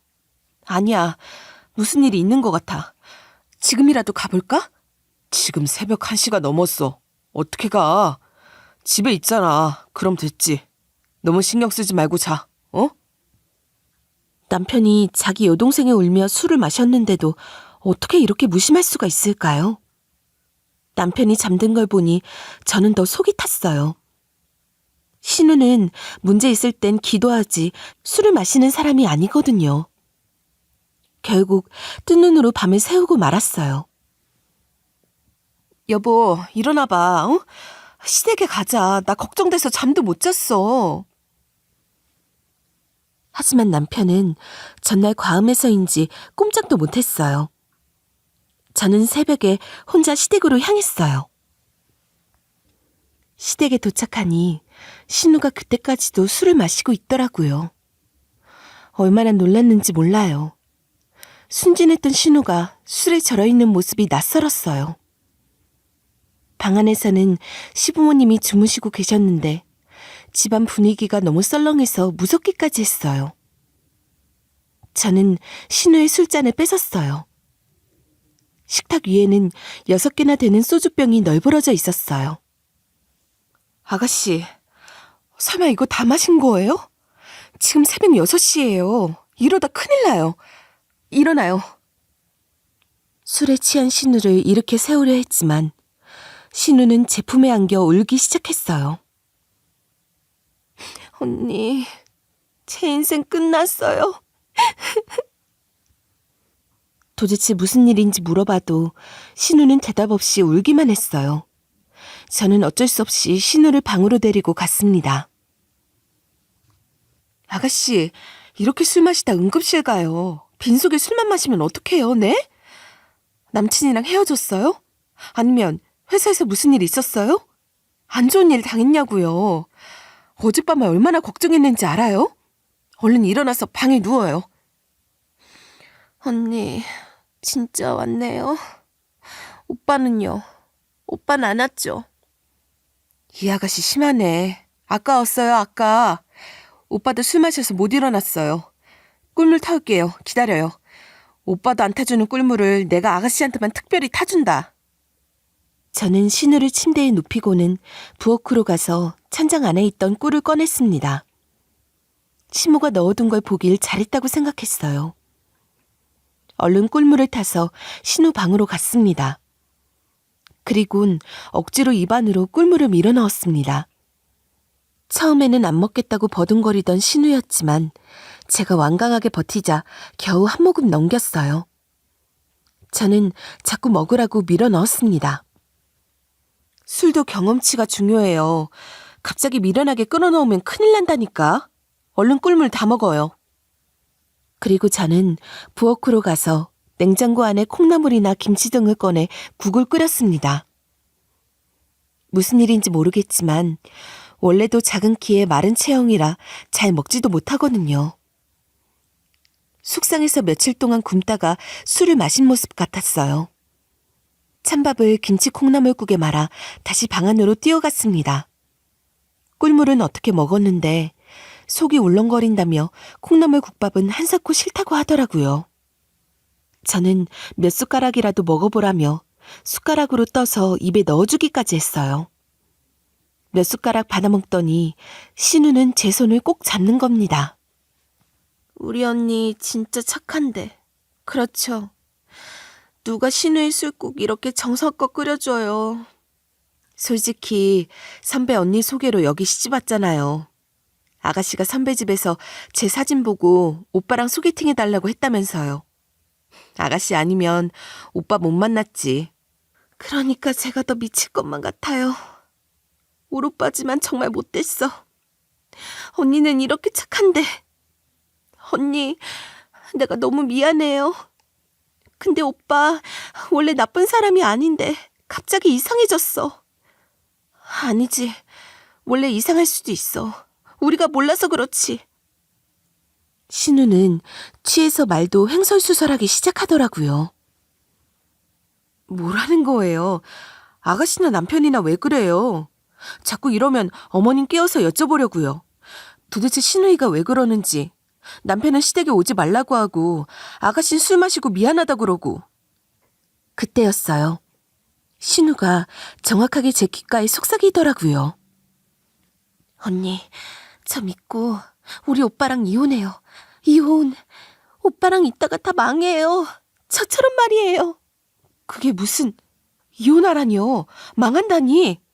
제 돈이 날아갔다고요. 저는 그 말에 깜짝 놀라 신우의 어깨를 붙잡고 흔들어 보았습니다. 신우는 저에게 사연을 털어놓고는 횡설수설하다가 침대에 엎드려 잠이 들었습니다. 제 속에서 무언가 올라올 것 같았습니다. 바로 배신감이었어요. 자는 신우를 확인하고 착잡한 마음에 집으로 향했습니다. 친정에서는 제가 없어진 것을 알고 전화가 오고 난리가 났지만 저의 손끝은 남편 노트북으로 향해 다가가고 있었어요. 남편 노트북을 열어서 은행 통장 내용을 확인하고자 했어요. 얼마 전 자동차 살 때 남편 비밀번호를 알게 되었거든요. 인터넷 통장 내용에는 8천만 원이 입금되고 나간 흔적이 보였습니다. 새벽에 신우가 말하길래 들어보니 오빠가 자기 돈 5천만 원을 빌려달라고 해서 줬는데 몇 개월이 지나도 강간무소식이라는 겁니다. 게다가 충격적으로 남편은 그동안 다니던 직장을 그만두었다는 사실이었습니다. 그리고 노트북 안에 투자회사라고 적힌 파일이 보였어요. 아마 새로 다니는 회사인데 들춰보니 다단계 같은 수익 구조로 되어 있더라고요. 남편은 저 몰래 회사를 관두고 다단계 회사에 다니고 있고 거기에 신우까지 끌어들였으며 신우와 신우 예비신랑이 함께 모아둔 5천만 원을 몽땅 날리고 말았다고 했습니다. 저는 뒤통수를 정확하게 맞았어요. 남편에게 말이죠. 그동안 핸드폰도 사고 자동차도 사고 스타일도 달라진 것이 다 이런 투자 사업 때문인 것에 저는 분개했습니다. 저는 남편에게 당장 집으로 오라는 문자를 보냈어요. 모든 것을 알고 있다면서 말이죠. 몇 시간 후에 남편은 태연하게 집으로 돌아왔습니다. 아침에 일어나니까 당신 없던데. 새벽부터 어딜 다녀왔어? 저는 말없이 거실에 앉아 있었어요. 남편이 다가오자 노트북을 열어보였습니다. 하지만 남편은 예전에 수줍음 많던 모범생이 아니었어요. 열어둔 노트북을 딱 닫으며 소리쳤어요. 남의 물건 손대면 되냐? 도대체 어디서 배웠니? 이거 범죄야. 넌 나 몰래 직장 관두고 미친 짓 했는데 그건 뭐야? 왜 이래? 나 혼자 잘 살자고 이랬냐? 그 월급으로 언제 집 사고 부자가 되냐고? 그래서 다른 방법으로 돈을 벌려고 한 것이 문제야? 놀라거나 미안해하는 것이 아니라 오히려 당당하게 이러는 게 아니겠어요? 저는 그 자리에서 울부짖고 말았습니다. 이렇게 안 살아 하고 말이죠. 저는 사업이 싫었습니다. 아버지가 사업이 망하자 마지막 자금으로 주식을 사서 다 탕진했기에 트라우마까지 있었거든요. 이런 투자 다단계도 작은 사업의 형태가 아니겠어요? 사업에는 리스크가 있는데 그 리스크가 전 싫거든요. 위험해지는 재정 상황이 저는 싫었습니다. 그런데 멀쩡하게 다니던 회사를 그만두고 다단계라니요. 그건 말이 안 되는 겁니다. 게다가 신우 인생까지 망치다니요. 남의 돈 날려놓고 너무 당당한 얼굴이라 전 더 충격에 빠졌습니다. 뭐가 그렇게 당당해? 뭘 잘했다고? 그리고 신우는 어쩔 건데? 그래서 너 시댁에 가지 말자고 했구나. 내가 나쁜 짓 한 것도 아닌데 중들 필요 있나? 그리고 정원이는 내가 알아서 하지. 올케인 네가 무슨 상관인데? 너 말 그렇게밖에 못해? 상관은 안 해. 술 먹고 망가졌는데도 상관없어? 그러니까 돈 많이 벌면 되잖아. 왜 그러는 거야? 내가 놀아? 그리고 다단계도 이제 나쁜 것이 아니야. 당신이 몰라서 그렇지. 정원이, 당신 신우도 이제 곧 안정권에 올라갈 거야. 그러면 그 5천만 원 아무것도 아니야. 뭐가 아무것도 아니야. 가족들 돈 다 날리고 싶어? 신우 돈만 가져간 거 아니지. 어머니 아버지 돈 가져갔지. 친척들도. 그래서 시댁에 못 가게 했냐고 묻잖아. 그것도 나 혼자 살려고 안 했어. 함께 잘 살려고 한 거지. 그리고 우리 집 일은 내가 알아서 해. 난 너희 집 식구도 아니니? 그래. 그렇다고 치고 이미 넌 나를 속였어. 기만했다고. 직장 그만두는 걸 말을 안 해? 그것도 아무것도 아니야? 당신이 자꾸 화를 내니까 말 못했고 그렇다고 생활비 안 갖다 준 건 아니잖아. 생활비 다른 사람 투자한 걸로 준 거잖아. 통장 다 봤어. 8천 빌려오면 8천 나가고 모든 입금이 다른 사람 명의로 들어온 거지. 그 회사에서 준 게 있어? 돈 빌려서 다 투자해놓고 무슨 소리야. 그러다 생활비 줄 때 되면 다른 사람에게 빌린 데서 줬잖아. 너 진짜 이럴래? 나 무시하는 거야? 이제 다 회수되는 돈이야. 투자를 먼저 하면 그 후에 이익이 발생하는 거야. 잘 모르면서 왜 이래? 똑똑한 사람이 누구 꼬드김에 빠져서 이러는 건데. 누구야? 당연히 이런 투자 사업에는 미끼로 꿰는 사람이 있는 게 분명한데요. 남편은 죽어도 말을 안 했어요. 그래. 누구의 말을 듣든 말든 난 당신이랑 못 살아. 이혼하자. 제 말에 남편은 대답 없이 저만 노려보더라고요. 그리곤 입을 열었습니다. 당신도 그 사무실에 같이 가자. 투자 설명 그 사람들이 해줄 거야. 듣고 나면 내가 왜 이러는지 알 수 있겠지. 우리처럼 월급쟁이로 살다가는 돈 모으기도 힘들어. 화내지 말고 같이 가자. 내가 말했지. 나 우리 아빠처럼 한탕 벌어서 살려고 하지 않는다고. 그건 다 허상이야. 단번에 돈 벌면 누구나 그거라지. 미쳤다고 온종일 일하고 있어? 아무튼 원래대로 돌아오지 않으면 이혼이야. 저는 그렇게 말하고는 남편 옷가지를 몇 벌 챙겨 집 밖으로 내보냈습니다. 당장 나가. 내 눈앞에서 사라지라고. 제가 격분하니 남편도 더 이상 말도 안 하고 밖으로 나가더군요. 저는 대성통곡을 하며 눈물의 명절이 지나갔습니다. 저는 그 다음 날 변호사를 찾아갔어요. 남편은 제가 며칠 이러다 말겠지 생각할지 몰라도 전 위험성을 떠안고 살지 못하거든요. 변호사의 말로는 아이가 없어서 한 달 안에 이혼할 수 있다고 했어요. 복잡한 과정도 없고 양쪽이 합의만 하면 깔끔하게 끝날 수 있다면서 빨리 결정을 내리라고 하더라고요. 남편의 자산 따위에는 원래부터 큰 관심이 없었지만 결혼할 때 집을 마련하는데 반반씩 돈을 보탰기에 그 부분을 어떻게 나눌지 고민을 했었죠.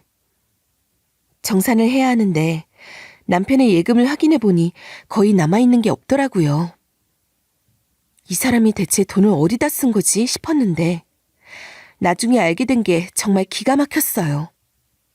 변호사는 저에게 조용히 말했어요. 빨리 헤어지는 게 중요합니다. 대부분 이런 경우가 다단계 문제로 시작되는 경우가 많아요. 시간 끌면 더 큰 문제가 생길 수 있어요. 그리고 충격적인 사실이 있었죠. 남편이 저에게 숨기고 있던 빚이 무려 8억이나 된다는 걸 그때 알게 되었거든요. 정말이지 그 순간 머리가 하얘졌어요. 만약 제가 그 사실을 모른 채로 계속 같이 살았다면 생각만 해도 아찔한 일이에요. 정말 이혼하길 잘했다 싶으면서도 마음 한편으로는 신우가 술김에 남편의 상황을 흘려준 게 고맙더라고요. 신우에게 미안한 마음도 들었지만 그 덕분에 이 상황에서 빠져나올 수 있었으니까요. 시모가 이 사실을 알고 나서 어떻게든 이혼을 막아보겠다고 나섰어요. 결국 울며불며 제 직장까지 찾아왔어요. 정말 난감했죠. 일하다가 시모가 찾아와서 사무실 앞에서 절 붙잡고 우는 걸 보고 어쩔 수 없이 근처 일식집으로 자리를 옮겼어요. 시모와 단둘이 방에 들어가 앉으니 분위기가 참 묘했죠. 평소에 좋아하시던 회초밥을 시켜드렸어요. 제가 어머니께 밥 한번 대접해드리려고 했는데 이렇게 갑자기 만나게 됐네요. 배고프시면 드세요.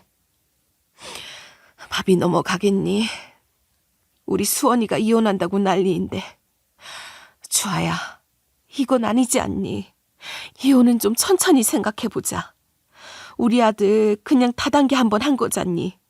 그럴 수도 있는 거잖아. 어머님이 지금 이 상황을 제대로 이해하고 계신 걸까 싶었어요. 이미 8억이나 빚이 있는데 이혼을 막는 게 무슨 의미가 있나 싶었죠. 하지만 꾹 참으면서 최대한 차분하게 말씀드렸어요. 어머니, 아버님도 예전에 사업하신다고 하실 때 어머니 얼마나 힘드셨는지 기억하시죠? 저희 아버지도 예전에 주식 투자한다고 하셨을 때 처음에는 그만두신다고 하셨거든요. 그런데 돈만 생기면 또 가서 주식을 하셨어요. 물론 아버지가 나쁜 분은 아니지만 가족들에게 큰 상처를 주신 건 사실이에요. 제가 결혼 전에 이 사실을 알았다면 고민을 많이 했을 거예요. 시모는 제 말을 듣더니 한숨을 쉬면서 말씀하셨어요. 그래도 우리 수원이 그런 애가 아니야. 동기한테 잘못 끌려간 거야. 내가 설득해서 다신 그런 일 안 하게 할 테니까 너도 한 번만 참아주면 안 되겠니? 저는 딱 잘라 말씀드렸어요. 어머니, 남편 빚만 8억이에요. 그걸 어머니가 어떻게 갚으시려고 그러세요? 이미 모든 걸 아시면서 이렇게 계속 끌고 가시면 어머니까지 더 힘들어지실 거예요. 저희 엄마도 아빠와 인연 정립 못하고 평생 힘들게 사셨지만 저는 다르거든요. 어머니, 저도 제가 살 길을 찾아야 해요. 이혼하는 게 서로 살 길이에요. 그렇게 단호하게 말씀드리니 시모도 더 이상 아무 말도 못 하셨어요. 그저 고개를 푹 숙이시고 조용히 눈물만 흘리시더라고요. 그 장면이 조금 안쓰럽긴 했지만 저는 제 결정을 굽힐 수 없었어요. 이미 모든 게 끝났다는 걸 알았거든요. 이혼이 마무리되었을 때 한편으로는 후련했지만 또 한편으로는 마음 한구석이 허전했어요. 미호도 한때는 사랑했던 사람인데 그 정을 한순간에 끊어낸다는 게 쉽진 않더라고요. 그래도 그 미련한 정 때문에 질질 끌었더라면 제 인생이 어떻게 되었을까 싶어 아찔한 기분이 들었어요. 만약 그 사람과 계속 살았더라면 저도 빚더미에 올라앉아 어디 가서 돈을 빌리러 다녔겠죠. 남편은 끝까지 정신을 못 차릴 사람이었던 거예요. 사람들이 쉽게 돈 버는 걸 좋아하지만 그 어디에도 쉽게 벌 수 있는 돈은 없다는 걸 이번 일을 통해 뼈저리게 느꼈어요. 처음처럼 착실하게 돈을 모아두었더라면 우리에게 아기도 생기고 작은 집에서 행복하게 살 수 있었겠죠. 하지만 그런 미래는 없었어요. 이제는 다 지나간 일이지만 그때 생각하면 아찔해요. 그래서 저는 이번 일을 교훈 삼아 앞으로는 회사에서 열심히 일하고 돈을 착실하게 모으며 살기로 했어요. 요즘 물가는 오르는데 월급은 그대로라 회사 생활이 녹록지 않아요. 승진도 아직 못했고요. 가끔 사업을 해볼까 하는 생각이 들기도 하지만 전 남편의 몰락을 떠올리면 마음을 다잡게 돼요. 절대로 남편처럼 되지 않겠다고요. 이혼 후에 친정 부모님은 아이도 없으니 얼른 재혼하라고 성하시지만 저는 지금의 자유가 너무 좋아요. 인생을 조금 더 즐겨보려고요. 예전에는 악착같이 돈을 아끼고 절약하며 살았지만 요즘은 가끔 맛있는 것도 먹고 좋은 구경도 다니며 지내요. 혼자 있는 시간이 많아지니까 마음의 여유도 생기고요. 명절 때도 예전처럼 시댁 눈치 보지 않고 여행을 가곤 해요. 지옥 같은 결혼 생활에서 벗어난 게 정말 다행이다 싶더라고요. 그리고 가끔 생각해요. 만약 신우가 술에 취해서 남편의 빚 이야기를 하지 않았다면 저는 그 지옥 속에 갇혀 살고 있었을 거예요. 그래서 신우가 미우면서도 고마워요. 이제는 제 인생을 제가 선택하고 즐기면서 살아보려고 해요. 지금까지 제 이야기를 들어주셔서 감사합니다.